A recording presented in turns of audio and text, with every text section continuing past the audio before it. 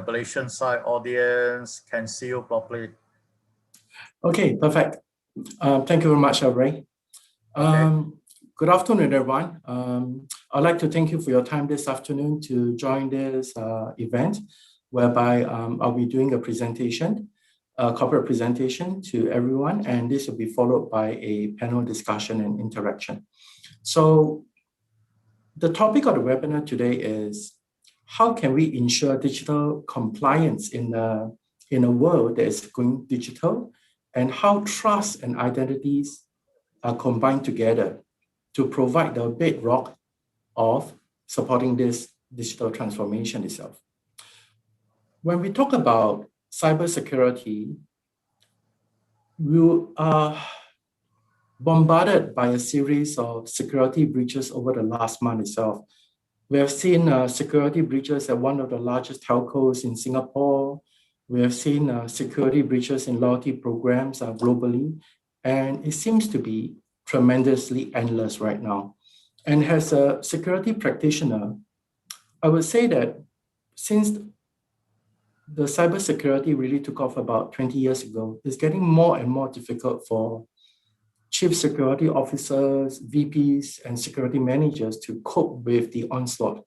It's getting more and more complicated, and implementing the traditional castle and moat strategy is actually proven to be futile already.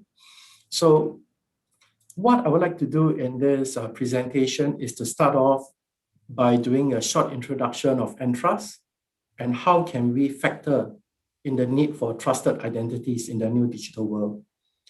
Entrust was actually started off in 1969 as a data card corporation.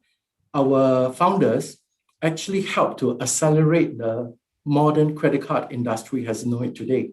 They invented a high-speed card issuance machine, tremendously big machine that can produce the credit cards at a very fast rate.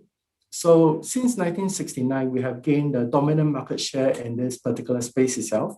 And we were actually acquired by the Quant family in 1987. The Quant family is based out of Germany, and they are one of the largest shareholders of BMW that we are very familiar with. So Stefan Quant is the chairman of our board of directors, and he has reaffirmed the commitment to long-term investing, in long-term investment and driving the growth of Entrust as a company. So since 1987, you have seen that we have consolidated our leadership in the physical segment of the business, the card issuance machine and instant issuance software. So when you go to a small banking branch nowadays and they give you your credit card instantly on the spot, most likely in 90% of the case is powered by Entrust. Now, in 2013, there was a significant acquisition. DataCard acquired a company called Entrust. Entrust at a point in time was already a very well-known PKI provider. In fact, the first commercially available PKI software was actually released by Entrust. So it is one of the long-term PKI vendors. And Entrust itself, right, is actually a company that has a great depth of experience. Up to today, we have been providing managed security services, PKI, to our customers globally. And we actually help our customers globally in terms of providing PKI excellence, designing the PKI policies, sharing how to implement a robust PKI infrastructure within the companies and how to manage it excellently. Now, since 2013 to 2018, we have actually acquired a number of additional security companies, ranging from SMS Passcode to SafeLayer, and a couple more of other companies itself. So the aim was to build up our digital security portfolio. And in 2019, we acquired Encipher, which is one of the leading HSM vendors globally. So with the acquisition of Encipher, we could actually provide a secure chain end-to-end with PKI, multi-factor authentication, and then HSMs to protect the most sensitive part of the PKI keypad, which you know is the most important crown jewels for any organization that is that has deployed PKI globally. And over the last 2 months itself, I'm actually pleased to share that we have acquired HighTrust, which provides multi-cloud encryption and key management capabilities for virtual environments. And just last week, we acquired a service provider, WorldReach. So they are specialists in providing citizen ID and digital transformation. So if you go into certain countries, right, you go through the border controls, it is actually provided and maintained by WorldReach, from implementation to maintenance itself. So we are very aggressive in growing the company as a whole. So looking at a snapshot of a company, we've been around for over 50 years. We're close to 800 million in revenue, and we have over 2,500 employees, and we are serving customers in more than 150 countries right now. So when we look at the bottom of this particular slide, right, I would just like to call attention to three different snippets of information. 57 of the global Fortune 100 companies are actually our customers right now, and they use our hardware security modules. Over 25 countries are using our Pki to power their physical identity card solutions in country, also their digital identity card as well. And we are also widely used by global organizations such as the United Nations, Interpol, and NATO itself. And last but not least, we are very proud of the fact that over 95 million identities are being protected in both the workforce and the consumer identity segment itself. So moving along, when we look at the range of portfolios available in Entrust, you will see that we have three different logos highlighted in blue. This is our physical segment of the business itself, physical security, as we call it. Access control systems to buildings, central issuance systems, and instant issuance systems. The desktop version and the room size are machines that produces access cards, credit cards. And on the right-hand side, the 5 logos actually comprises 5 different segments of our business and use cases: hardware security modules, PKI, Internet of Things, which we see a very high rampant growth right now, identity and access management, and of course, digital certificates and signing itself. Now, let's talk a little bit about trends that we are seeing right now at a global level. When we talk to our customers, they have reflected back to us that their customers actually are changing their perception and changing their demand of services. Consumers globally, they are actually trying to choose banks, financial institutes, and give them self-service experience. They are no longer tied to the traditional way of accessing services, for example, by going down to physically to the branch of a bank or going down to visit a government agency to open an account for services or to open a banking account or stock brokerage account. Right now, they are looking for services that is available on their mobile. Access to identity, access to financial services, anytime, anywhere on their mobile. Now, you'll be very surprised, but in Asia Pacific, right, we are actually the leaders in adoption of such mobile-first services. America is actually lagging behind us, and so is Europe. So they are following in our footsteps, and we are the pioneers in this region itself. Now, when we look at these requirements for services on mobile, it also ties into digital identities and wallets. So how do you know that the user is actually a legitimate user? How do you make sure the transaction is carried out securely? So these are the concerns of enterprises now. Combined with this, social distancing is not going away. The recommendation is that social distancing, whether is it 1 meter in Singapore, 3 meters in America, is still here with us. And this has just reinforced the need for enterprises to serve the customers with services anywhere, anytime through the mobile-first strategy. And then when we look at business and organizations, right, they can do services in office, in branch, but they are prioritizing higher value transactions. They're trying to make sure that most of the customers with routine transactions, right, get pushed to the mobile to make it easier and more productive for them while they concentrate on the higher value transactions. And in the Silicon Valley, you have seen over the last year itself, a lot of businesses have adopted work from home, work from anywhere, remotely for the staff. Of course, we have pioneers who have declared that all of their staff can work remotely 100% of the time. And this has led to workers relocating out of state, physically separate from the offices state that they're working in right now. So for example, in Entrust, globally, we have also adopted a permanent work from home strategy, depending on the country itself. For example, I'm based in Singapore. I work 3 days in the office every week right now and 2 days at home. So this is what the future of the world is looking like. Working from home is a fact of life. Unfortunately, like most of us who practice cybersecurity know, working from home is a very high-risk environment because your company's staff is no longer within the network layer or the network architecture of the physical office.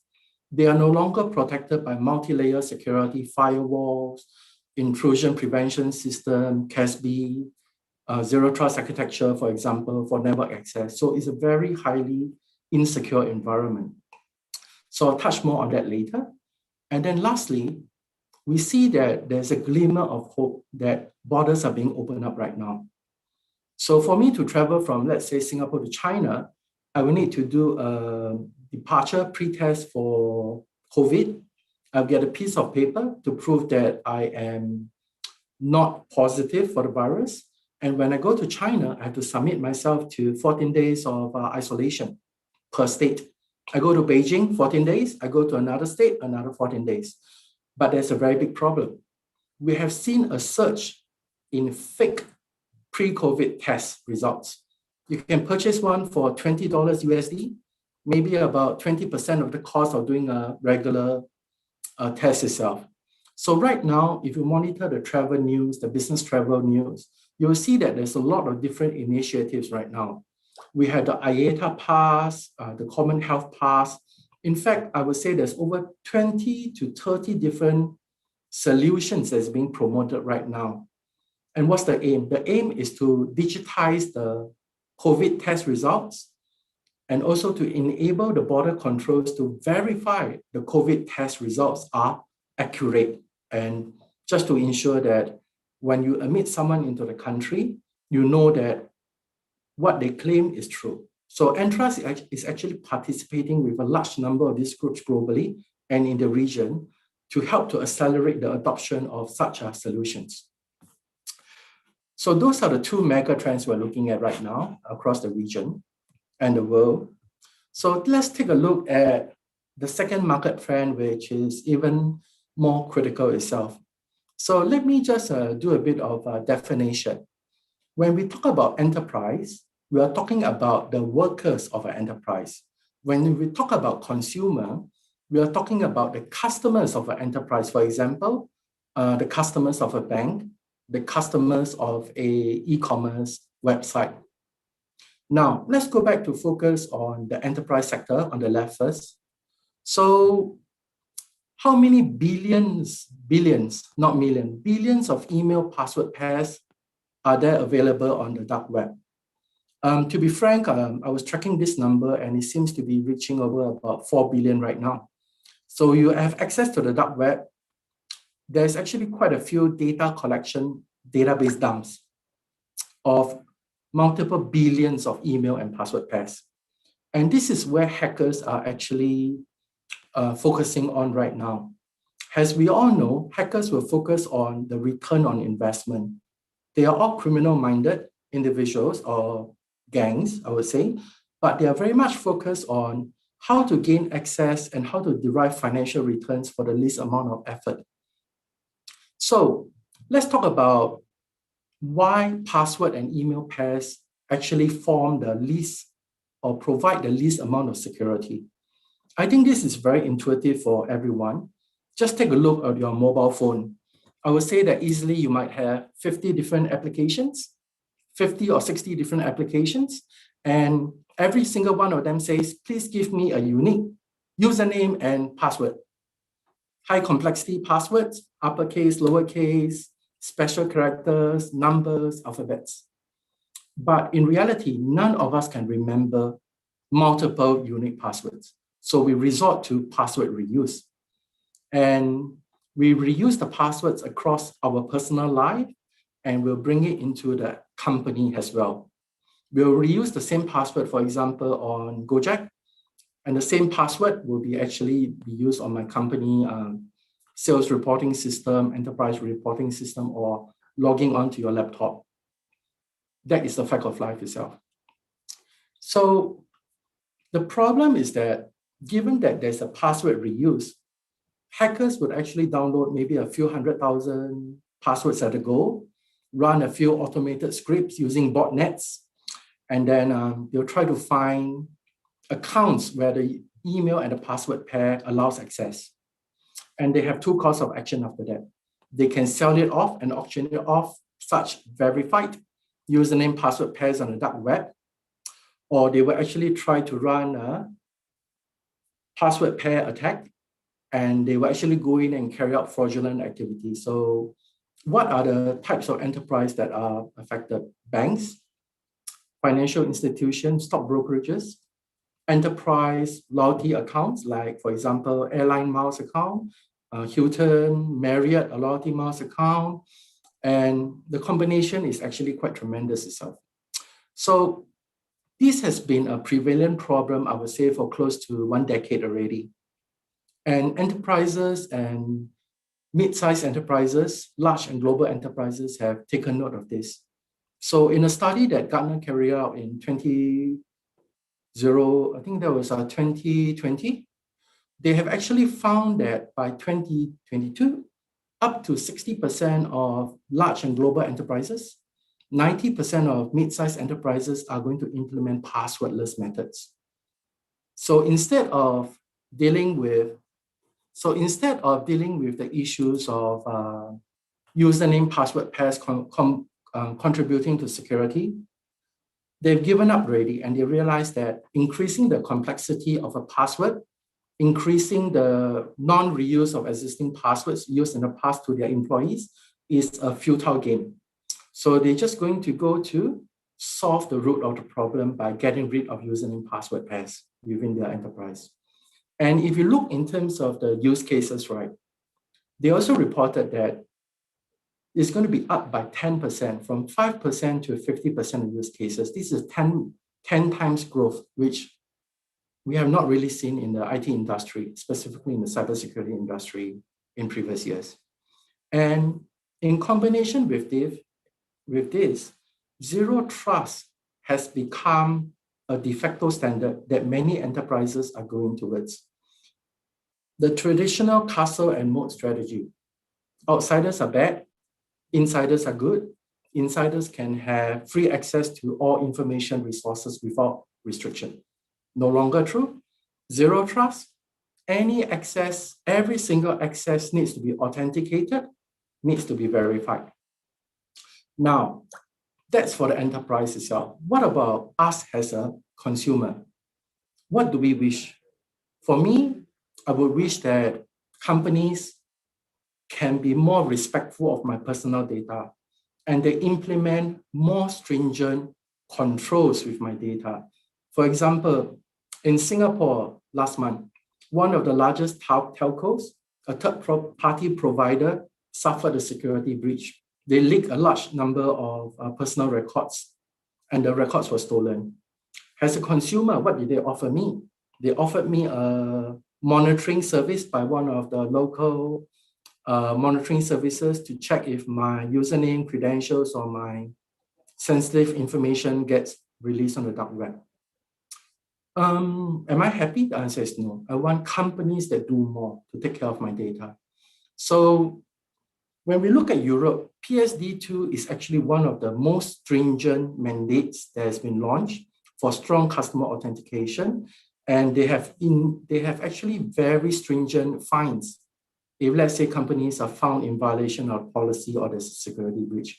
So hopefully in region, we'll have a follow-up in this footprint, I would say. So let's talk about transactions. As an e-commerce site, the most important thing is that you want people to buy your solutions, to buy your product. Or as a bank, you want your customers to transact online. But the problem is the experience itself. Some older e-commerce sites or some enterprises, they actually don't rely on modern authentication technologies for verification. They actually use SMS OTP. So as an end user, I have to open my SMS application, copy the OTP, and then switch to my shopping cart, put in my SMS OTP to complete the payment. Not very user-friendly. So the survey also shared that up to 43% of people are actually willing to pay more for convenience itself. So setting the stage, let's talk about how can we enforce security in compliance. Given that we talk about zero trust architecture, we talk about CASB, we talk about software-defined WAN. What is the common element of all these new technologies that's driving adoption? It is actually identity. Identity is the single most important fundamental of re-architecturing your security infrastructure and providing a robust foundation for your digital transformation.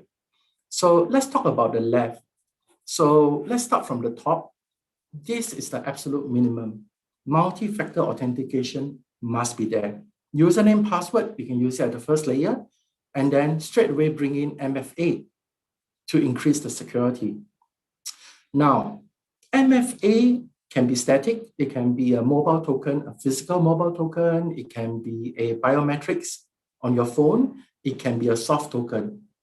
Now, but when you're choosing a solution, right, try to ask the vendor a few different questions. So you must ask the vendor, what about intelligent identity? So what do you have in the background? Do you have machine learning? Do you have analytics that power your platform so that you can detect malicious behavior or out-of-place behavior for the users that's logging in? Then we talk about authorization and access management. How do you know that a certain user is able to authorize or to access a certain piece of information within your company? And then lastly, have you ever thought about implementing credential-based identity, which we call the strongest form of passwordless solution? There are multiple password solutions out there, but in terms of security, in terms of scale, there is no choice but to leverage PKI. So when we move to the right, many different central banks have issued similar requirements for the financial institutions, simply because the financial institution, the sector itself, is a very high value target, and a lot of attention is focused on compromising their accounts. So in Singapore recently, there was a case study. There was actually a piece of news that was released.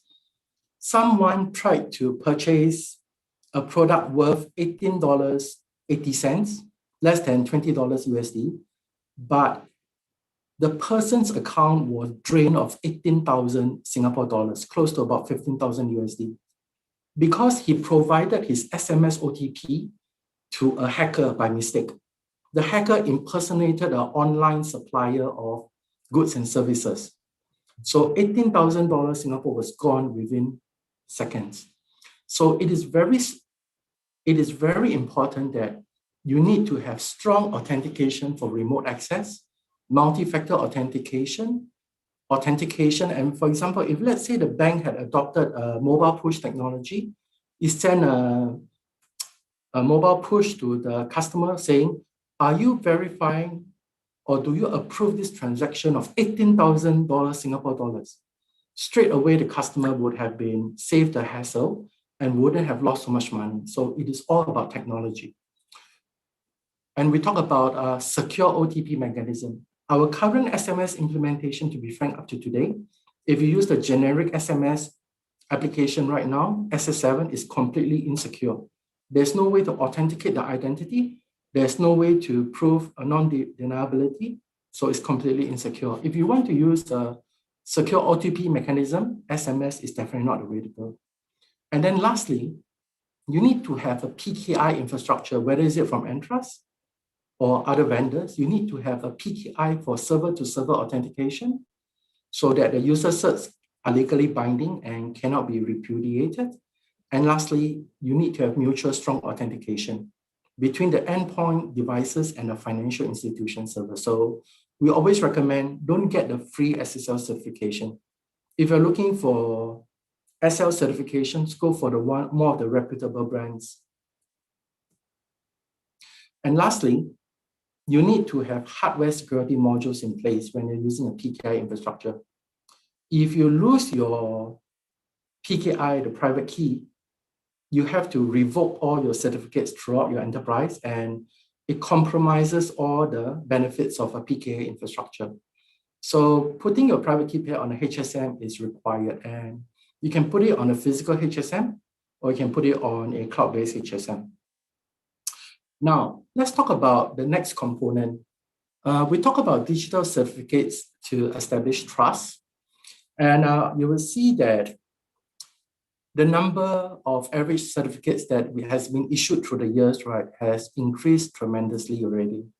From 2015, average number 31,000, now is up to about close to 56,000 in 2020. And Entrust, we're going to release our next report in next month, which we call our Global Encryption and Trends Report. I was actually sent a link to everyone participating on this webinar next month for you to have a download a copy. It actually shows the use cases and what's the trends right now. And when we talk about the top drivers, right, we're talking about IoT, authentication, and cloud services adoption. Those are the top drivers. And we see that PKI usage are actually increasing tremendously for cloud and authentication use cases itself. As we go back to the core, passwordless authentication is the way to go. And of course, when we look at the PKI certifications, right, we look at the National Institute of Standards and Technology, NIST. I think they've made it very clear already. X509 gives you high level of assurance. Now, let's talk about identity access management.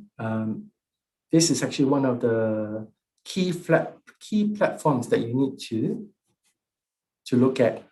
And when you're looking at the identity access management, right, you actually need to look at, you actually need to look at a whole range of identification solutions. So your IAM must be flexible enough to provide you with the authenticators that you need now, and also the authenticators that will cater for your growth. Entrust itself, right, we're actually very proud that we offer one of the widest range of security authenticators in the market. All the way from supporting device authentication, mobile soft token, hard token, mobile smart credentials, and all the way to biometrics and transaction signing. So that is a full range of capability. And you might even, and we even support grid and e-grid cards. Those are physical pieces of card that can be carried on you, or electronic grid cards that we carry on you for authentication, where there is no network connectivity in a particular highly secure facility. For example, I can give an example. Physical facilities that print currency notes, they actually adopt this e-grid cards itself or physical cards itself. They don't allow network connectivity inside there. Now, let's go on to the next slide. Let's talk about practical strategies that you should look at to enforce trust. So when we look at trust itself, right, we see it has three different components of a methodology. We talk about establishing trust, transacting with trust, and how do we maintain the trust. So let's take a typical use case. For an enterprise, you are actually enrolling a new user. You might be a new employee. He or she might be a new employee of your company. So how do we establish trust, given that we want to do it remotely, not face-to-face? So we have to use different types of technology. For example, mobile identity proofing to scan the digital documents of the user, carry out a test to ensure that the camera selfie is a live person, not a photograph. And then we need to check on the reputation of the device. So there's multiple things that goes into the first stage of establishing the trust. Then we go into how do we transact the trust? For example, a bank transaction or secure access, unified SSO. Now, just to share a story, about 10 years ago, sorry, not 10 years, about 6 years ago, I joined a company.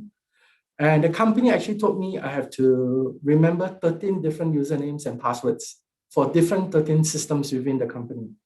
It was a large MNC, so you can imagine my pain in trying to remember 13 passwords. So unified SSO is very important. It increases productivity and it increases security. And it makes sure that people don't use the passwords, reuse the passwords, and contribute to security issues. And in terms of transaction, we also talk about digital signing, two-factor access to VPN and to your systems and portal itself. And lastly, let's talk about maintaining trust.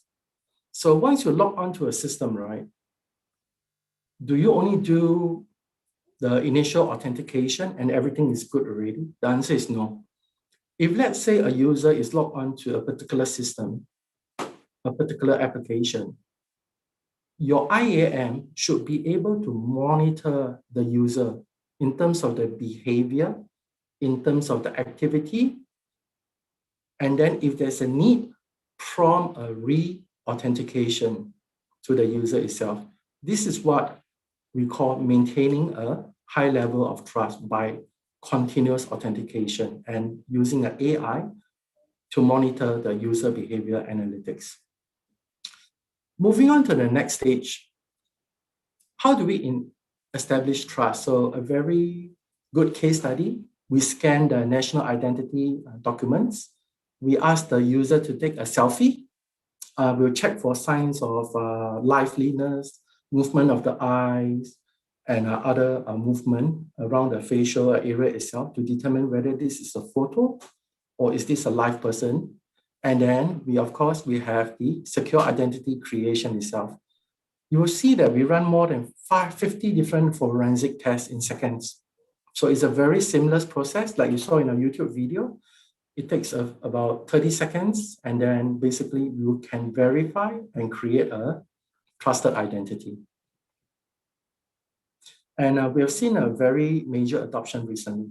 This will reduce the need for face-to-face interactions. So in terms of authentication itself, right, as you can see from the screen, how do we handle the request, the authentication, and the final product itself? So very simple, you can use your mobile to scan a QR code on the laptop. You can verify a push acceptance, a one-button push acceptance on your mobile. You go to certain ATMs, you can do a cardless withdrawal. So basically, it'll be either one push or you enter the OTP, depending on how the bank set it up. And then, of course, at the branch itself. So you're in a branch. How do you prove the identity to the banking staff that's serving you? You give them your national identity card, which is the common way. Or in this case itself, you could scan a QR code. And the bank's IT system can send a mobile push to your mobile phone application for the bank, and you can authenticate. So there's no need to transfer physical identity documents between you and the staff and minimize physical contacts itself.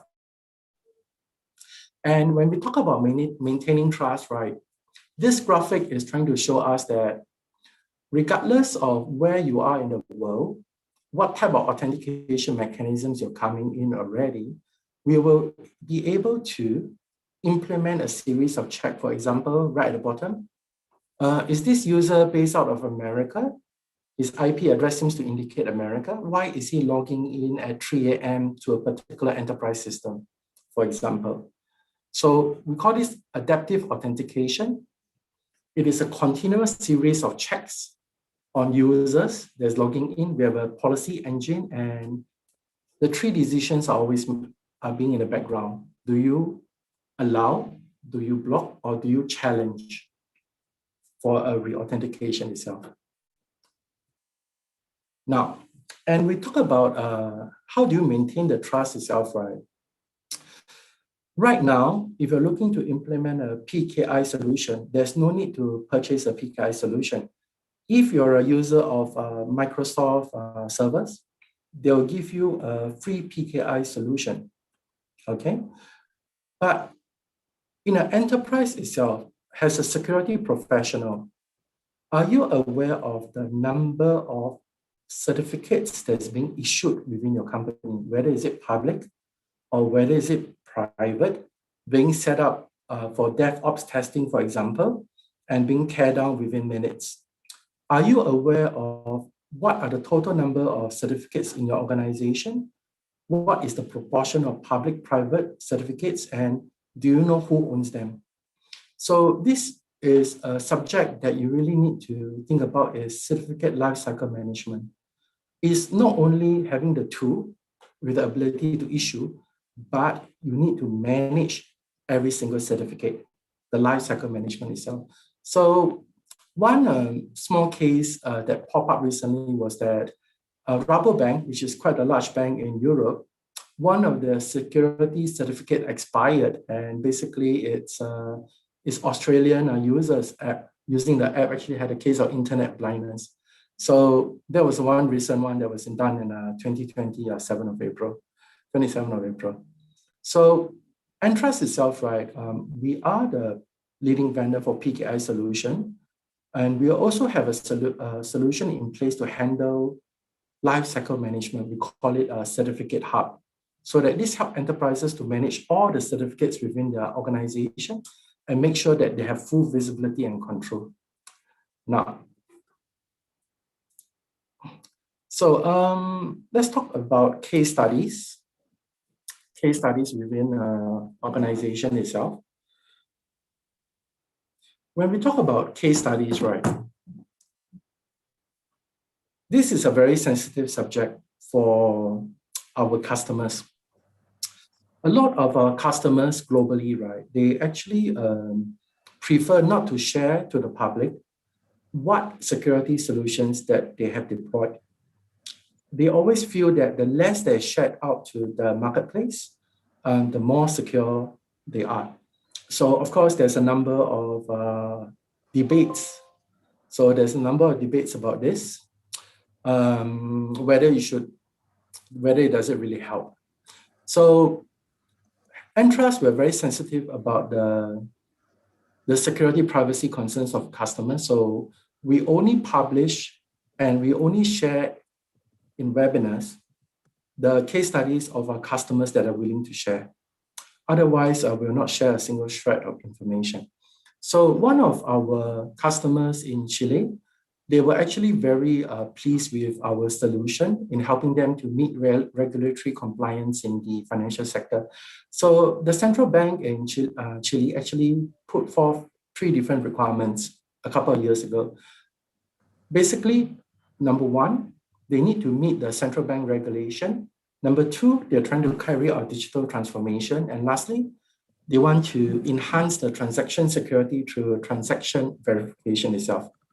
So 3 requirements. What did the central bank want? Customers must have a 2-factor authentication, a choice of 2-factor authentication. And lastly, it should be from SMS text, OTP, via hardware token or mobile push notification. So Entrust provided them with a means of user authentication for the transaction verification. Very simple. The mobile app, the notification comes in. Did you request this transaction? Please push to verify that this transaction is good. And because the customer base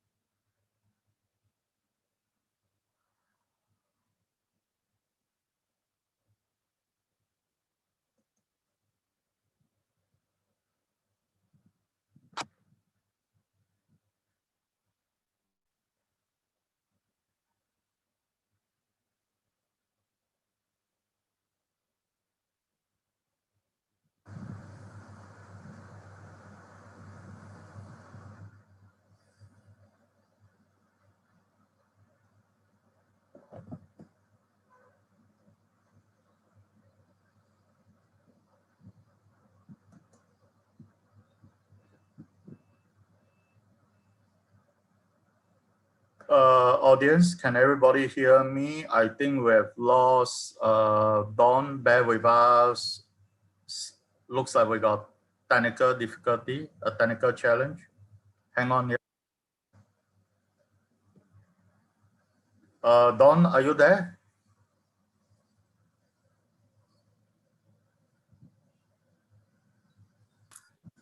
Okay, everyone. Can you hear me again, Ray? Yes, Don, you should be into your last 5 minutes as well. Okay, perfect. Thank you very much for that. Okay. It's a blank screen right now. Okay, let me just start to share it. Okay.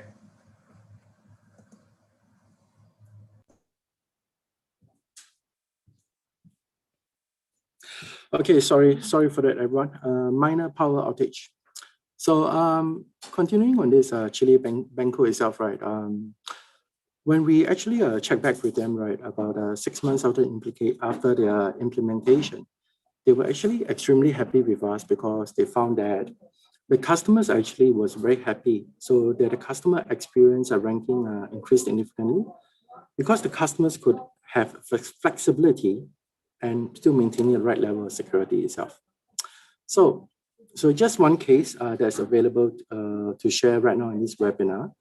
What I'll do is that I'll share a link in the follow-up note to everyone, and then we'll link you to our web pages where you can see the full range of case study that is publicly available. Okay, right. So moving to the summary and the last slide itself. When we're talking about identity, trusted identity, and authentication, right? This is the three main takeaway. You need to look at your IAM platform in depth in terms of where they provide, what can they provide in terms of security? Whether is it low security, medium security, or high security assurance? And you need to factor in what is the current need for your enterprises, and you need to cater for growth. Secondly, do look at PKI. PKI-enabled IAM is the way to go to manage large-scale IAM and to be able to embrace the power of a passwordless solution. And looking at PKI, you need to have a hardware security module. I would like to say that the cost of PKI and HSM modules have gone down over the years, over the last 20 years itself. When I first engaged with Encipher, that was about the year 2000. So it's almost close to a quarter of a century already. And then when we talk about keys and certificates management tools and automation, this can range from it can range from user self-service password reset, which actually is a considerable burden on the IT division, especially after holidays or long stretch of holidays. Everyone comes back and they forget their username password, forget their passwords. And we also need to think about managing the certificate lifecycle, as we mentioned. And thirdly, you need to build a consistent and seamless customer experience while improving your security. So there's multiple use cases where you need to take into account the consumer experience, the degree of security and risk and degree of compliance that you're able to achieve, and then how do you transform your branches, whereby you're shifting most of the services to a mobile-first strategy. Okay, great. So this comes to the end of my part of my presentation. So thank you very much, Ray, and back over to you. Don, well done. So that was Don, marketing lead for Entrust on Air. Great insight, a very good and concise summary of what Entrust is all about. I myself is a big fan of Entrust after championing, looking at the technologies for close to a year now. So audience out there, if you are somewhere along your digital journey, yeah, your Pki infrastructure, your IAM might needs a review. Take a close look. Okay, Panelists, get ready. I'll take back. Don, you got a stop share so that I can take back control of the screen. Right, gotcha. Yeah, I saw the panelists coming on live already. So we are going to prepare for the panel session to start. Okay, let me take back the screen control. So that was Don. He had done a good job opening up the topic. I'll skip this slide. So for me, the next thing that I'm going to do is allow me to introduce the moderator for today. Pak Andang Nugroho is a seasoned moderator for Ision. He have moderate numerous webinars, events for us. So Pak Andang, for those out on the audience who are not familiar with him, he is in his capacity today as the ISC2 Chapter Jakarta President. Yeah, so I took the code out from his LinkedIn. So that's a very quick introduction to Pak Andang. So Pak Andang, all yours. You are the moderator. The next 1 hour belongs to you and the panel team. Okay, thank you, Pak Ray. We will spend about 1 hour from now to discuss on the panelists on the same topics and then take on your questions. I've seen several questions already in. Keep them coming, and hopefully we have the time to engage them, to give them a good answer. Okay, some of the questions are from my dear friends. So I'll introduce them later. Yeah. Okay, thank you. I will be moderating a panelist, a collection of very able people, senior in their fields, senior in security. And I think I will let them introduce themselves, maybe beginning with Lawrence. Time is yours, Lawrence. Hey, good afternoon, Lawrence here. I'm from Entrust based in Singapore, so I'm responsible for all the digital and identity and security solution technical sales, yeah, in the whole Asia Pacific region. Nice to meet all of you. Thank you, Lawrence. Moving on, Rod. Time is yours also.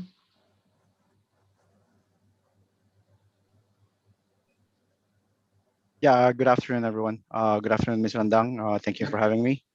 I seem to have a issue with my video. Anyway, I would also like to extend my greetings to my fellow panelists for today and to our diverse online participants. My name is Roderick Bakligan. I am a Filipino working in Tokyo for 22 years. I'm currently working in a global life insurance company. I am leading the security advisory and standards department. Prior to this, I was a principal security engineer at Symantec Security Operations Center and later transitioned to security analyst. I have also given a lecture at the Tokyo University, one of the most prestigious university in Japan. I'm giving lectures on cybersecurity for International Public Policy Program for the Graduate School of Public Policy. And also, I'm currently the president and co-founder of Filipino IT community here in Tokyo, where we also organize events such as this and charity works. Anyway, I started my career as a digital design engineer doing programmable logic design, and then transitioned to network infrastructure, then security. I have been in various roles related to security for more than 15 years now, and I'm happy to be part of this event and hope I can share something this afternoon to all participants. Thank you. Thank you, Rod. The third panelist is the only one from Indonesia. So I would introduce Pak Priyo. Go ahead, Pak Priyo. Thank you, Pak Andang. Hello, good afternoon, everyone. My name is Priyo. Actually, right now I'm an academician. I'm an academician previously for my 25-year service on the tech company, Fortune 500 tech company. So again, I think I'm part of the new program at on my university is about the management of technology.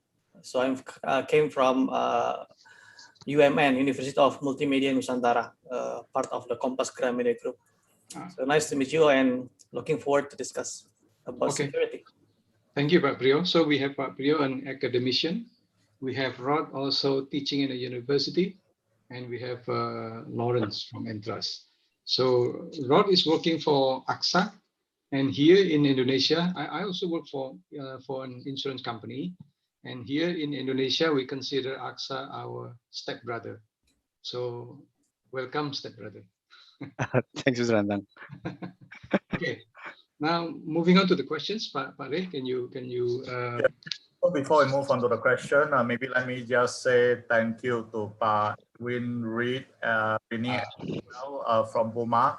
He is supposed to be on the panel, but typically we are out there in the real world. We also got other jobs, other challenges to handle day to day. So Edwin apologized. He got caught into an urgent corporate meeting. So he missed the panel. I promised to send him a recording after the show. Yeah, right. We'll move on to the first question.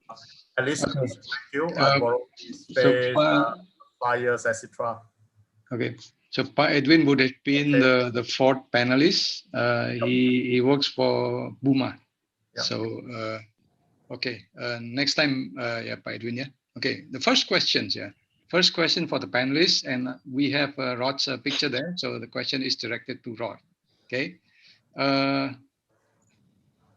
Again, yeah, just today, I read another data breach had just happened. So we have more of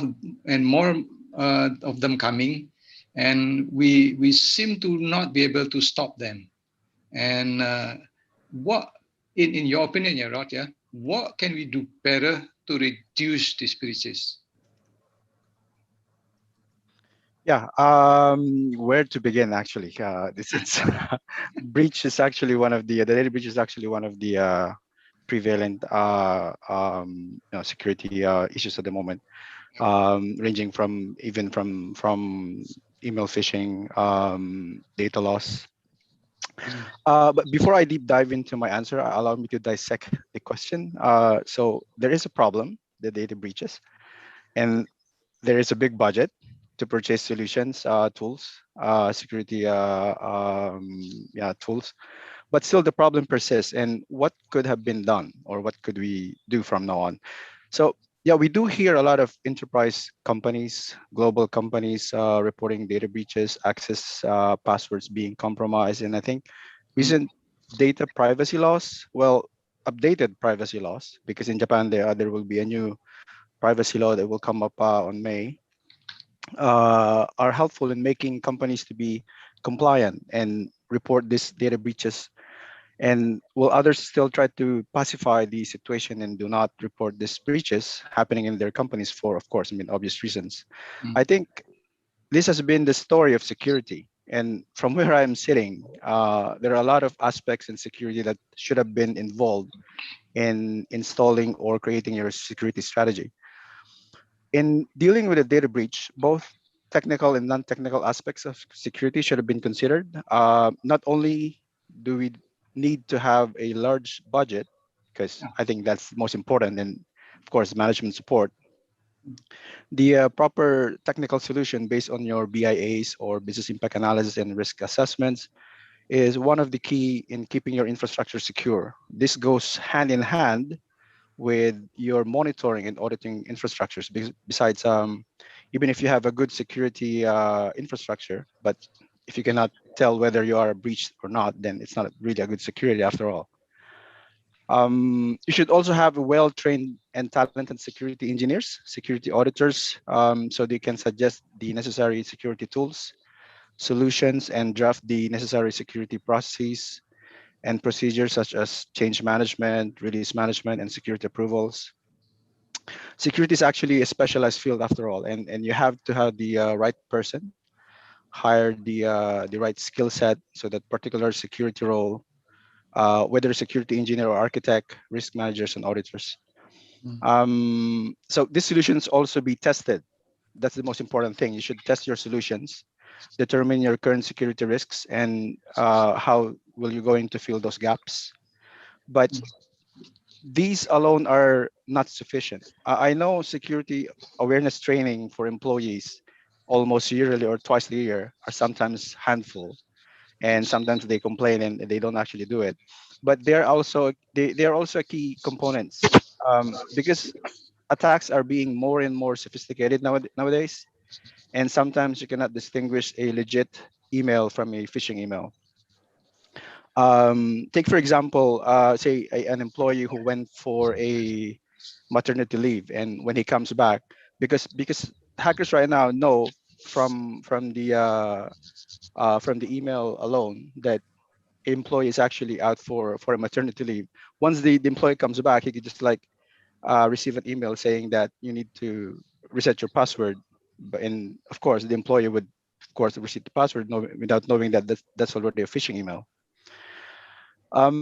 Now, if you notice, the solutions that I have mentioned are just within the compound of the company. And I have mentioned a while ago that installing a proper security tool and solution is vital in your security strategy. But what is also needed is a good relationship with your security vendor or security provider, like Entrust, of course. Um, it's like having a good relationship with your local police. They go hand in hand in maintaining your security landscape. Another external player, as much as I want to keep it as a topic of compliance, external standards as well as your regulators should be seen as a partners in keeping the enterprise secure. And lastly, it should not stop there. Like Don mentioned a while ago, your security strategy should be a life cycle, because problems will always be there. Hackers will always find a way, and you always keep on patching, updating, vendor always keep on providing. So yes, budget should always be there too as well. Thank you. Thank you, Rob. Good answer. Yep. So if I can make a follow-on questions here. So some of these corporations that have data breaches, they have budgets. So you said budget is, although it's a factor, it's not the most important factor here. So awareness is one, and also skill sets. Yeah. So in your opinion, yeah, on the skill set, yeah, are we really in shortage of skillful security people? I think it's not the shortage of people that we are lacking at the moment. It's the shortage of the eagerness to learn. We should start. Uh, the security should not be considered as a profession, but it should be also a culture. I mean, people nowadays, even from kids, you could let them start doing coding or developing. So, Yep. like I said, it should be a culture, and security should not also be confined in a cybersecurity kind of a way, because security is also physical security. So, like I said, it should be a culture. It's not only within your compromise your computer, but also from home. So, yeah, it's the eagerness to learn, the talent, and the those I think those are the ones that are we need to keep on up to date at the moment. Okay, thank you. Security is a culture. I remember that. Yeah, good. Moving on to question number 2. So this is actually directed or towards Pa Edwin, but I think Pa Ray will take this on. Yeah. Okay, Pa Ray, let me read the questions. Yeah. How do you think trusted ID would help cyber risk? Now, Don has mentioned three steps here: gaining trust, doing the transaction, and keeping the trust, maintaining trust. So how do you think trusted identities would help us reduce risk? Okay, thanks, Pandang. So like what Rob does, I'll open my comment with saying that let me try to dissect the questions. So the keywords in this question is one, trusted identities. 2, how does it reduce cyber risk? So to me, a very fast, short answer is absolutely. The trusted identities are very important because on the internet, what else can you rely on before you do something? You've got to make sure that in the first place, you're talking to the right person. And as we know from day one of the internet, a handsome young boy will pretend to be an old man, or old man like me, I would say I'm a young boy, etc. So how do we ensure that identities are trusted? That's a basis of the digital world. The other way to look at this question is as part of this webinar, I've actually done a short survey, and the survey says, how do you allow corporate users and partners to access your applications, for example? So I'll use that to answer this question as well. So there are 4 choices given: just password, password with 2FA, password with MFA, or passwordless. When we say passwordless, we don't mean no password, yeah? Passwordless as in you are at the most advanced stage, you are actually using so-called technologies like identity intelligence. So the statistics as of now, this is just based on a very small pool. Yeah, the group of us who are on the webinar right now, but yeah, pretty good. 41 out of 40 of the 1% that we can reach now have all put in their votes. So the statistics looks as follows: 32% is on passwords, 44% is on password with 2FA. Yeah, but Edwin unfortunately is not in the session. Edwin, in fact, made a comment. We're discussing the question, and Edwin's comment was 2FA, depending on what you have. If you are just having an SMS code to him, is still very risky. 10% is doing a multiple, what we call MFA, and 15% says they are passwordless. I guess that includes the Entrust people in the session right now. So the answer is for sure. We are on this webinar. The ability to ensure that the IDs are trusted is absolutely important.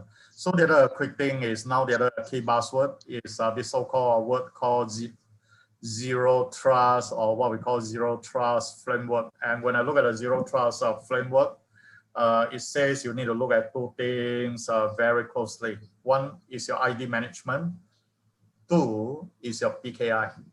Okay, so I think I was meant to give a short answer, but I got carried away. Okay. Moderator now. Yeah. Okay. Thank you. So 50% chose passwordless, Pak Ray, is that correct? 15. So let me repeat. 15. 15. Yeah, okay. 15. 32 pakai password aja. Yeah. 44 with 2FA, 10% with MFA, and 15% is password. I see. Okay. 15. Yeah. So the biggest still password plus multi-factor. Yeah. 2-factor. Yeah. Yeah, but okay, to me, maybe the other interesting comment, if you look at a group of people who says they are just on password, and anyway, I was talking to a CIO recently, I mean, it's about 2 weeks ago. He's a CIO of a major local group, and he told me that, yep, they're still on password. So the other thing to remember nowadays is interconnected world. So my other favorite comment has always been, for example, one of the major e-commerce breach is not a problem, or that a particular e-commerce itself. Remember, all of us are interconnected. So that 30% who are just on password brings a big risk to the whole so-called connected enterprise, let's say in the whole of Indonesia. That's why all this webinar education is, to me, is so important. Okay, thank you, Pak Ray.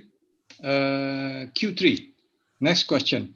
Next question is for Pak Priyo. Yeah. So we've talked about trusted ID, but other than trusted ID, what key technologies do you think would help protect customers' data and customer transactions? What do you think, Pak Priyo? Okay, Pandang. So probably I just answered it. Start to answer this with a quote, basically. That there is no silver bullet solution with cybersecurity. A layered defense is the only viable defense, right? So I think, and this quote is resonate very strong actually in many of the security officer, although it probably mean different thing from them, right? I mean, between company and might have a different means of layered defense. And I think there's an article from Forbes magazine several years ago asking about why there is no silver bullet, right? And I think some of the discussion is about, I mean, some of the answer is about the what is the asset that they need to protect, right? I mean, different company have a different things that need to be protected, right? Small company, medium company, large company have a different. Every sector have a different as well, right? That's why there's no silver bullet, right? There are too many combinations of technology, yeah, that can be used. And just to look at the trend of the technology, definitely the technology development will be more exponential compared with the business growth, right? So there will be some improvement that can be filled, yeah, either by the major technology or as a supplement technology. Let me explain about that, right? We're talking about the trusted ID, the authentication, right? I mean, I think Pak Don mentioned very clearly about all of the technology that can be used, right? From the single factor authentications, double multi-factors, right? Until right now, there is a fourth already, yeah? Fourth factor authentication using a location, geolocation, geovelocity, and so on, right? But again, the path of the development of the technology is not as vertical as we expect. Like, for example, when they initially try to use password, then second they will use the two factors, and then third factors and fourth factor. Usually what happens is that from what I see in the market is that they are sideways. When they are implementing the password, they try to retain that investment and try to find what kind of, like a supplement, complement to retain that investment, right? Unless it is necessary, then they will upgrade to the next level, right? So I think that's what I see in the market right now. I think it's not just now, from years back as well, right? But again, probably I'm not answering the question because I think Don already have a big block of the slides already about all of the technology, right? Yeah. But the future might be, again, this might be about the behavioral, right? Behavioral authentication, yeah? Because again, the technology usually want to mimic the capability of the humans, the identity of the humans, what make the humans, right? So initially about what they know, then what they have, then what they are, then what the context of they are doing, and probably in the future it's about what kind of behavior that reflect this person or this entity. Sorry for too long. No, that's okay. Yeah. So layered defense. Yeah. The survey result that Pak Ray has just mentioned, that most of us are now doing username password plus at least 2 FA is in line with your comment about layered defense. Yeah. Okay. Yes, but I think as simple as, I mean, like, for example, I'm a user, right? I use almost all of my authentication using password. The next step that I probably look is password manager. Yep. Right. That's a fair, right? Because yeah, I think plus minus, okay, how much I need to spend, is it the risk, and so on. Okay. Thank you, Pak Priyo. Q4, Pak Ray, moving on. Sure. Okay, we'll move to question 4. Q4, the question is a bit long and it's directed to Lawrence. Get ready, Lawrence. So the word is going online, and the customer skills are lagging. Their awareness are not increasing significantly. Phishing and malware are still effective. So it paints quite a pessimistic picture of our users. Yeah. So in that case, how do we maintain that once we trust an ID, once we trust a customer, that they can still be trusted, that we are sure that we are dealing with the rightful users, with them directly. What do you think, Lawrence? Yeah, I think there are two different aspects, right, that we look at. First is the habits and the way the customer or consumer has been actually behaving. For example, right, I think email is I think it is a very more than a few decades old technology, right? Every time, ever since the internet is invented, and then the email is already there, and so email is always the weakest link. And then now you have a messaging like WhatsApp, you have a message, so that's also another weakest link that those attacker use as a channel to lure the customer to fall into the trap. So like phishing or malware, I think phishing is they'll try, the objective of the attacker, right, is to try to get the victims to log in a web portal that is fake, and then try to get their ID, password, address, or their credit card information. So that's where the end goal is. And so in Singapore alone, I think last month I already saw quite a lot of news on this type of banking and e-commerce fraud, just purely through the phishing method.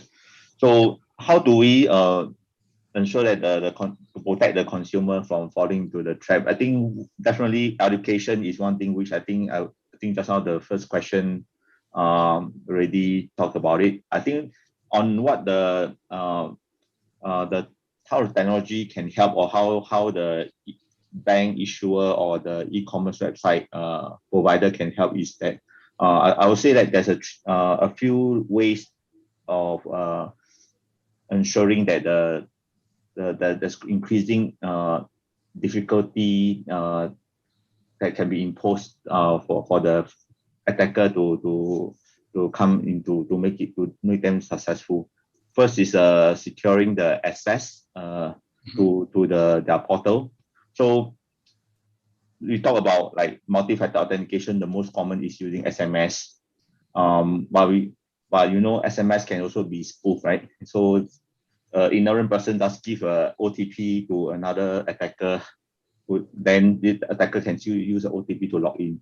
So right now, when Don earlier on talked about multi-factor authentication, another trend that we saw is that the push notification is very, very, very popular right now, where there's a binding between the token authentication mechanism and the device, so that only the second factor authentication can be performed on the device that the user hold. So it cannot perform the second factor authentication on another device. So that can be fulfilled by user registering this his own smartphone, and then that will ensure that out-of-band authentication cannot be intercepted. Then another aspect is the high credential PKI, which is also tied to the mobile device. So that can also be used to ensure that the authentication of the second factor cannot be done on the third-party device. Then another aspect is securing the identity. So email is a very common way of phishing, and I think right now there's a secure email where the email can be digitally signed, and then the user can identify the organization using the SMI certificate. Then the third aspect is securing the device. So there's application protection layer in the application itself to ensure that there's no malware can be embedded. And then the internet security software is actually a must, right? For if the access is done from the PC. So I think these are the various measures that can actually help to keep the ID trusted and make sure that the authentication is performed by the rightful user. Okay, thank you, Lawrence. So this is what Don is in his presentation mentioned as maintaining trust. Yeah. Yeah, exactly. Okay. Okay. We have given already 4 questions to 4 panelists, and each have answered in their own, probably their own context. Yeah, quite beautifully. Now we are looking at a few questions that have been coming from attendance from all of you guys, and we will try to answer them. And this time, any of the panelists can offer the answer. Yeah, so I'm not going to point to any of the panelists. Okay, let's go to the first questions. But before that, I would like to make a comment that today's panelist is quite international. We have a person from Japan. We have a person from two people from Singapore and 2 people from Indonesia, and the audience is also quite international. The questions are coming in from all sorts of places. So the first one is from Salman, and I guess he is from Malaysia.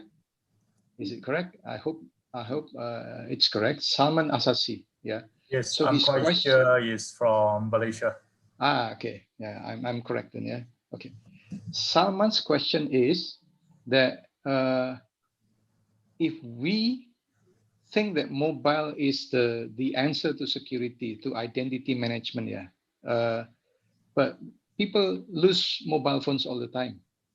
So people change mobile phone all the time. They might not always know and remember to completely wipe their old units before they change to a new one. Yeah. So how would this affect security? How would this affect identity and our trust to identity when they are transacting with our services?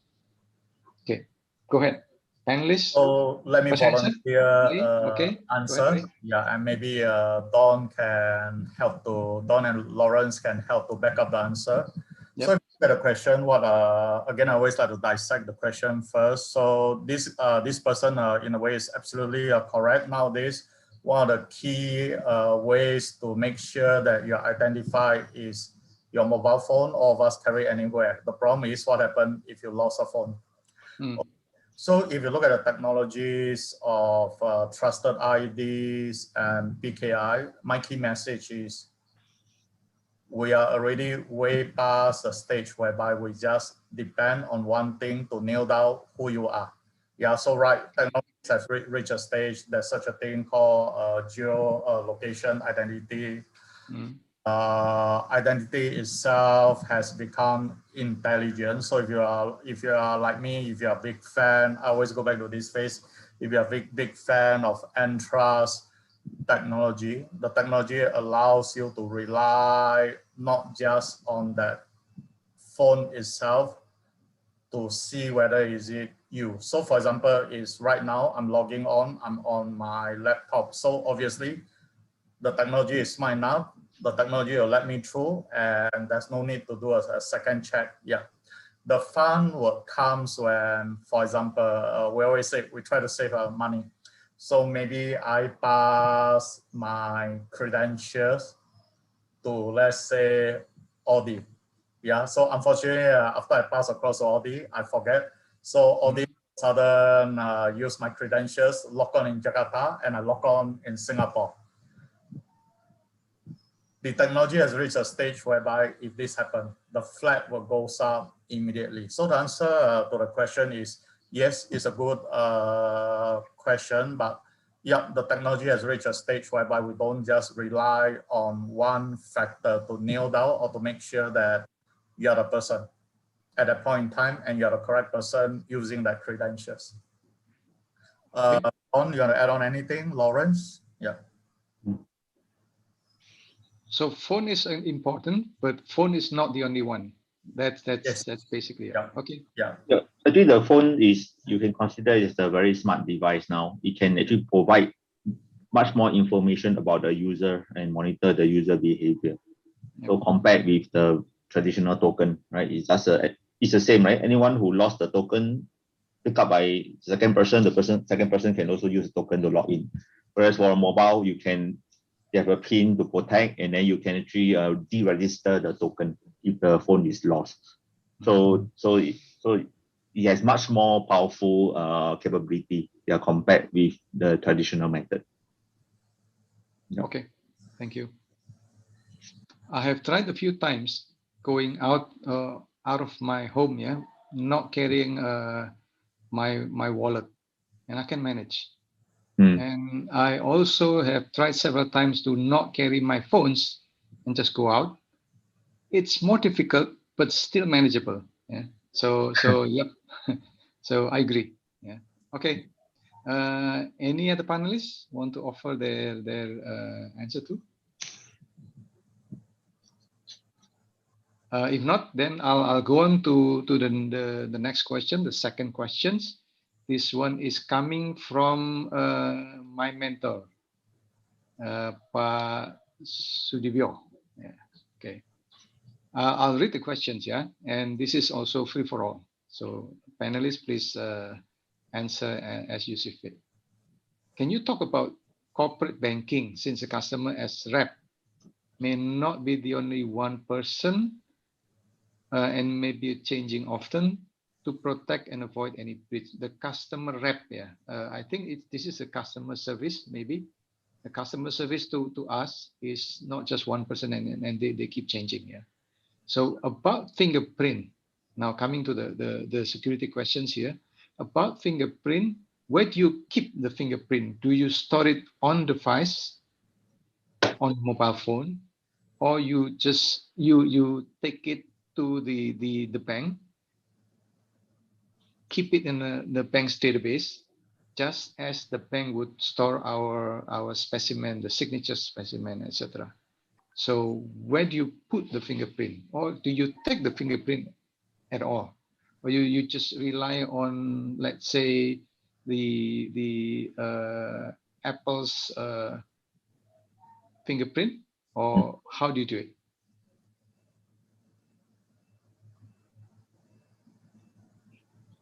Either the Touch ID from iOS or the Apple or Android's equivalent to fingerprint authentications. Yes. Yeah, this is Roderick. Are we talking about, because what I can see from the questions, there are two kind of Okay. there are two Topics. questions in the set of questions. One is the how are we going to secure the customer access, especially that is represent as a rep, because they keep on changing, and the other one is the fingerprinting, or is it one question? Because you I can think take it's a separate question. two questions, right?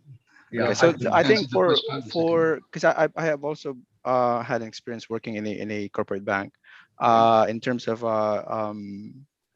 customer banking, and especially nowadays that everyone is actually doing cloud. One of the good solution that most of the cloud companies are offering at the moment is to give a temporary access to a service, so that by the time if there are any cache or any fingerprint that you have left on the device where you access it, it will be a different kind of access again, or security or identity when you access again the same solution. So yeah, temporary access is one. And with regards to the fingerprinting, it's actually a sensitive topic, but for me, I think we need the guide from regulators, from compliance, if it's enough for us to as a minimum solution, security solution. If it requires if it's enough for us to put it on a device, then yeah, sure, it would be considered. But if you want to keep it secure and given a NDA, non-disclosure agreement to the bank, that they can keep our specimen, then why not? So yeah. Okay, thank you, Rak. Yeah, fingerprint is a very sensitive topic because of privacy law. So in Europe, definitely no way you can put a fingerprint in the database.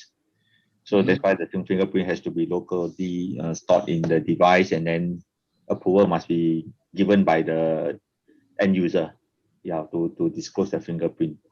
So I think for like what we have seen so far, all the fingerprint implementation is either the fingerprint stored in the device and the token, like FIDO token, for multi-factor authentication, or on the phone. So it's all owned by the user. So unless it's a government national ID project, okay, maybe like e-card, card, you have a fingerprint. So that's another type of mechanism and policy that we follow. And then for corporate banking, right, we do have a corporate banking customers, but because corporate banking transaction is usually high assurance, so usually the multi-factor authentication will be based on the PKI. So the corporate banker will actually hold a USB token that contains the digital credential, because you will use it to perform high transactions. So it must be you have a digital signing, and then it's a non-repudiation aspect. So normally the USB token is protected by a PIN. So the customer who use it, so every user will have their own token. So as a form of like checker maker. So when the transaction is to be made, normally there'll be two persons who needs to log into the system in order for the transaction to go through. So that won't change the fundamental security compared with the consumer banking customer. Okay. Yeah. Okay. Thank you. My quick add-on, the fingerprinting reminds me back to the first question about what happens if there's a lost phone. So the fingerprinting part is, I just want to make these points. For example, I drop my phone, even if somebody managed to pick it up and I never protect the phone, somebody managed to use a phone and do log on into the internet, let's say to try to log on to my bank. The interesting thing is, even in Singapore right now, there's a second layer after the first log on using the phone. It asks for biometric confirmation. So you're going to put on your second thumb to the back of your phone. So even if you pick up my phone, you cannot log into my account, because unless you get hold of my fingerprint as well. So that's neat. Yeah, so there are chances that just because you lost your phone and that becomes a big risk is reduced through this biometric feature. Yeah, just add on to the lost phone danger. Yeah. Yep. Okay. In agreement with Pak Priyo's answer before, layered defense. So your password, your fingerprint, and then the way to unlock your phones to use the fingerprint. Yeah. Okay. Okay. Third question. This is a big question. Sadly, this is coming from an anonymous attendee. He doesn't want to disclose the identity, but the question is quite big. So I presume that the answer would be big also. Okay. The question is, I was under the impression that a system is never fully secure, right? I would tend to agree with this statement, yeah. But in that case, how do we get a measurement, an objective measurement? How do we judge that our system is secure enough? Where do you stop? Go ahead, panelists.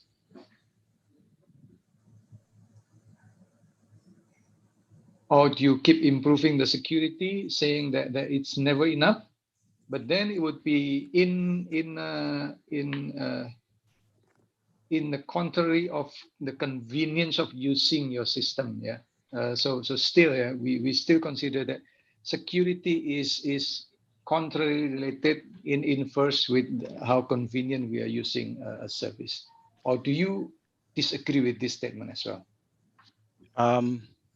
Yeah, this is Roderick again. Yep. Yeah, I tend to agree with the statement that it's not fully secure, but in terms of risk management, there's always a residual risk, and in terms of security, there's always a hole that you cannot see, and that's most of the security professionals, that what keeps them awake at night, the ones that you don't see.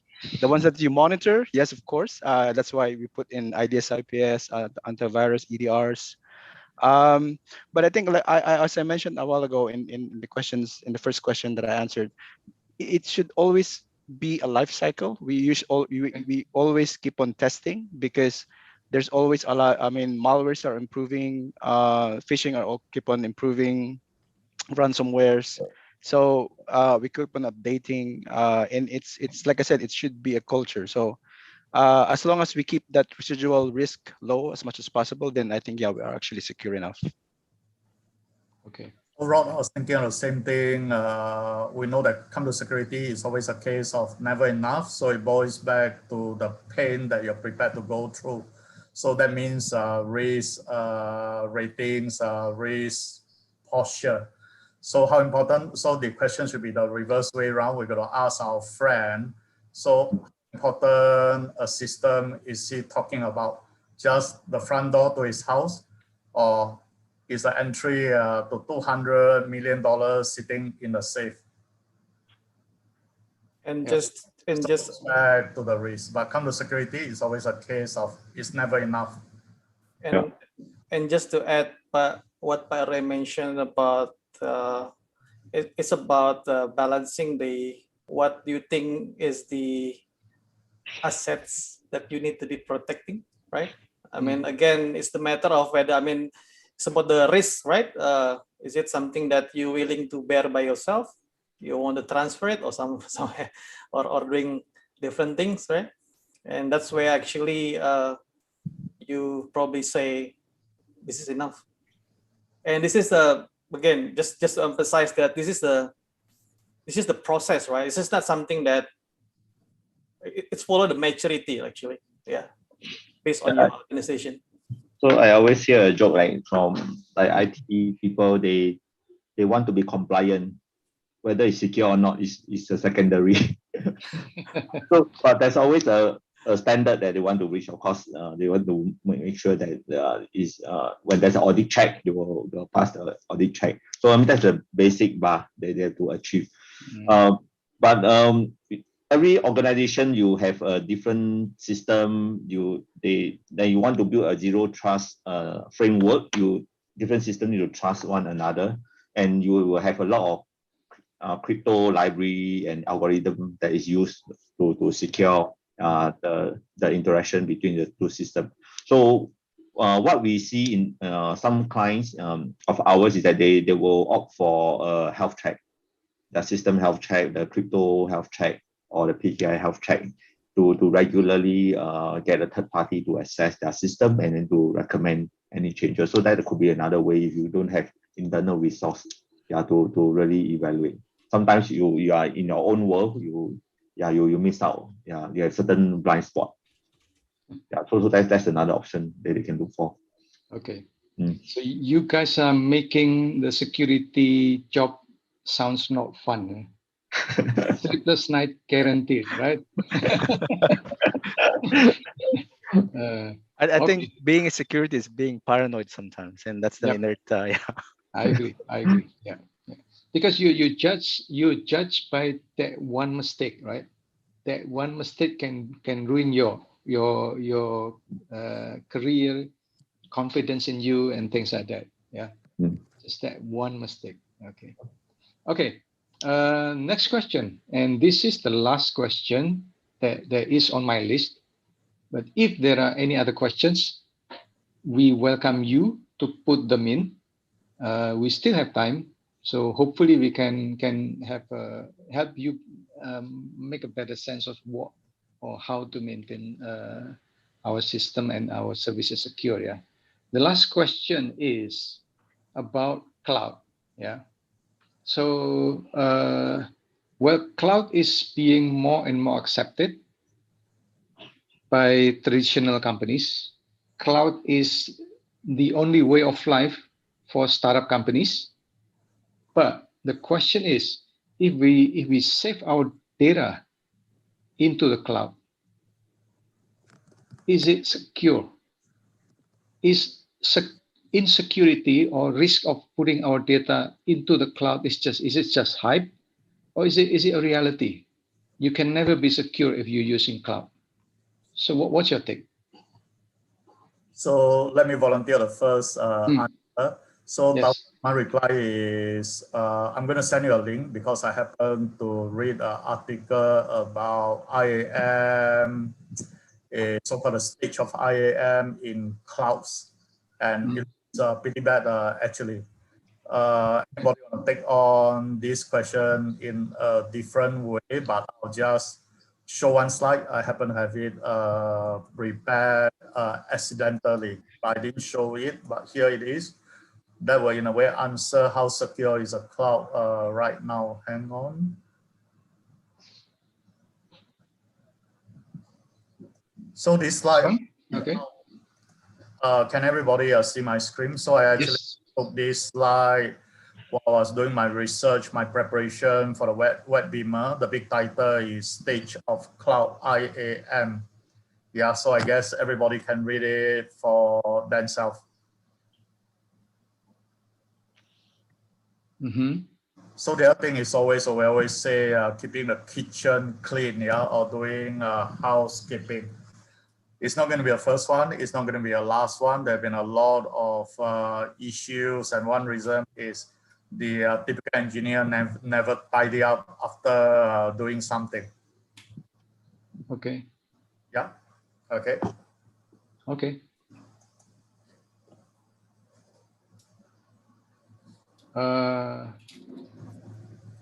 Any further answer?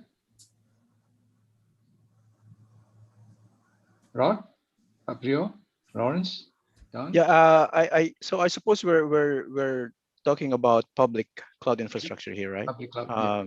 Yes, I think for them, they have also some what do you call this?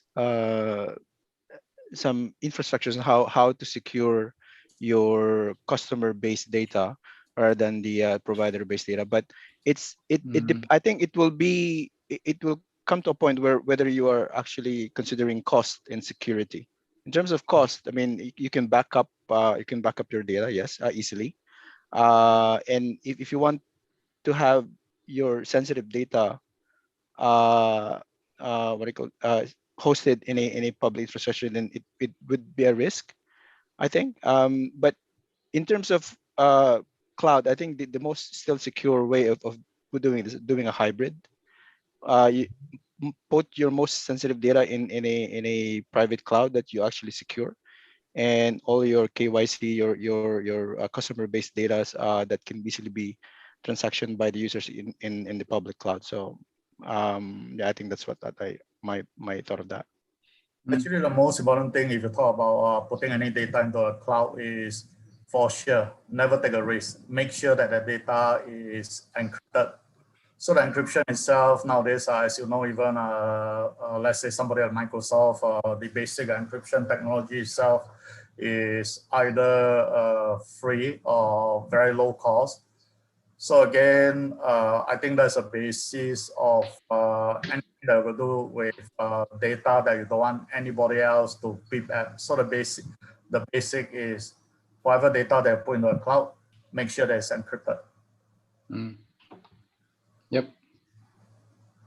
So adding on to Pak Ray's comments, when you talk about putting the data on the cloud, right, you need to be able to back up the data that is on the cloud so that in the case that the provider suffers a security breach or the virtual images are wiped out, you can actually restore relatively rapidly without impacting your business. That's number one. Number two, when we talk about backing the data to cloud, you need to definitely have encryption.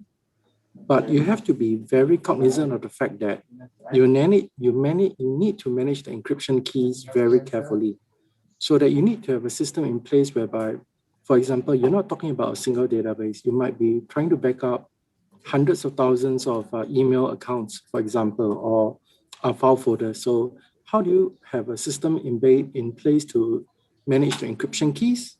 And for example, when someone leaves the company, do you have ability to access the email box as well, for example, the PST files? So it is both availability and security concerns. And lastly, a lot of cloud providers provide guarantees or so-called give you back your storage fees if they have a suffer outage. But in reality, right, your value of the data far outweighs the cost of chargeback or credit back. So I would say that you really need to invest in a multi-cloud, hybrid cloud model and implement encryption with key management capabilities. Yeah, so I totally agree with Don. As the whole world gets more and more connected, everybody will eventually end up as a hybrid cloud for sure. So again, back to the 2 key points, you really need to look at how you your identities, how you manage your IAM, how do you manage your Pki infrastructure. And the other key, don't forget, nowadays a new race, you think it's nice, you want to make sure your fish don't die, so you put on a thermometer IoT device in your fish tank. That would be another way to get to you. So it's a joke, but not a joke because a casino has already got hit through a fish tank that they have.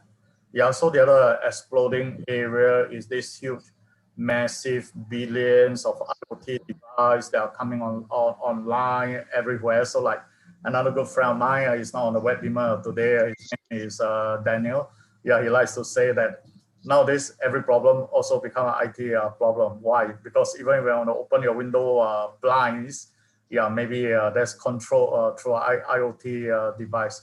But again, that all this add on a huge security risk, and the only way to get all this correct is to make sure that you've got proper PKI infrastructure in place. With all these devices, then the key thing again is back to how do you manage the certificates. Okay. I've read a survey previously saying that the companies, 95% of all companies, if they go to cloud, they will implement multi-cloud, not just one, but more than one. Yeah. So, hybrid, yeah. Yeah. Yeah. Yeah, everybody will end up as a hybrid cloud eventually. Yep. Yeah. So hybrid and multi-cloud.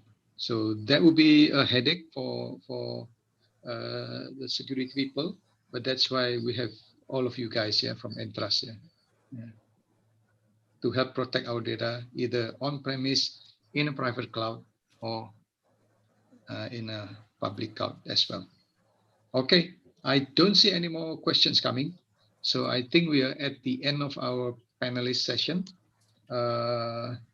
Give a round of applause for our panelists. Thanks, all panelists. Well done.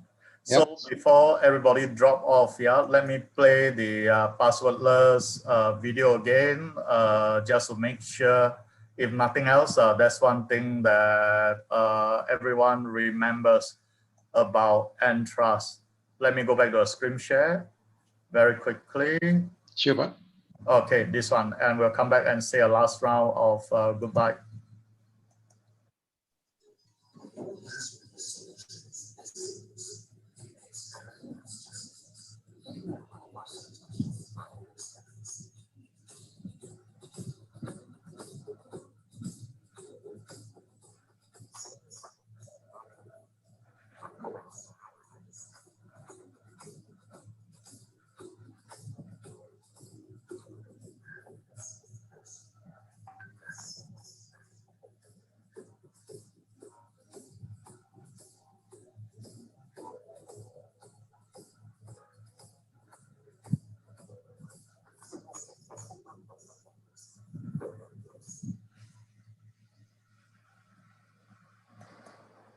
Okay, right. So let me end with one last story relating all these to my experiences talking to CXO over, let's say, a 10 years period, a decade already. So in the old days, whenever one of my new friends become a CIO, and then I'll ask him, I say, Pak, what's your first project in this company going to be? Guess what's the answer? So this is about 10 years ago, yeah. The answer is very simple. Let's go what you call IP phones.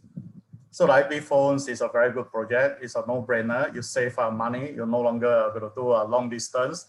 The board of directors is very easy to explain to them because they understand what is it all about. So for sure, you become a CIO, you go into a new company, get your UC, Unified Communications up, and that's the first score points, we call it. Another, let's say, 10 years, fast forward, when my CXO friends join a new big group and he becomes CIO and come to me and say, Pare, what should my first project should be? Guess what my answer? The answer is hyperconverged, private cloud. It's a no-brainer. Yeah, I give you a couple of bucks, you plug in the cables, it'll work. Yeah. Okay, so now if you have just seen the passwordless video, you saw the guy walk through, yeah, customer experience is good, whether internal or external, so smooth. So don't worry, if any of my CXO friends out there work in a new job and they will ask me, Pak, what's the first project that I should do? My answer is try passwordless technology for Entrust. Okay, so with that, I hope you have been a good session. Thank you, moderator, Pandang. Thank you, panelists, and of course, thank all the participants out there for listening in. Thank you very much. We're going to end the show. Okay. Thank you.